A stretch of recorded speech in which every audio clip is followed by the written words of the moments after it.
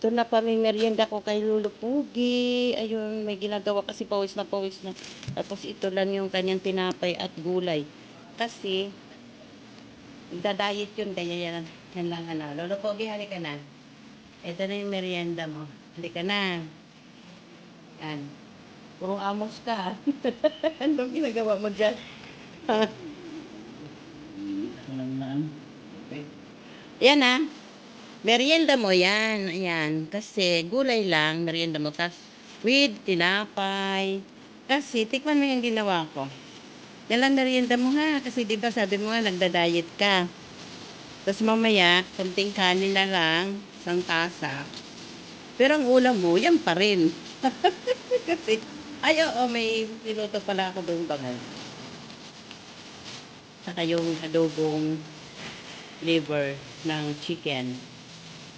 Yan. Tikman ni Lolo Pogi ang ating gulay. Kung masarap ba. Tuntua na naman yan. Kita mo? Sabi ko na sa'yo eh. Pakainin mo lang yan. Matutuwa yan. Smile, smile na agad yan. Oh. Ano?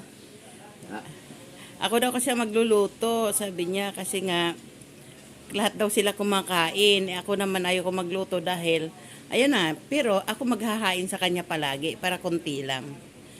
Anong masasabi mo, Lolo? Ha? Thumbs up. Thumbs up. Tuwang-tuwa si Lolo. Oh, salamat sa mga cuties, yung mga nanonood sa atin. Salamat sa suporta palagi. Merienda kayo, merienda. Oh, merienda na kayo, nag-aalok. Pero alam ko kulang pa sa kanya yan. Kaso, talagang kinuntian ko lang. Kinuntian ko lang talaga. Yan. Yung upo with giniling. Yan. Okay, Lolo Pogi. Bye-bye na. Ah, bye-bye na agad. Okay, bye-bye mga cuties. Kasi nga, Amos eh. puro amos si Lolo Pogi, oh. Ano ako doon? Ang dami niya kasing ginagawa, puro pawis, oh. Tamo, ang damit niya, pampawis niya talaga yan. Yan ang laging paborito niyang damit pag may ginagawa rito sa loob ng bahay.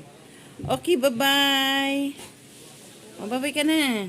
Bye mga cutie. O, ayaw na magsalita. Gusto-gusto nang ubusin agad ang pagkain.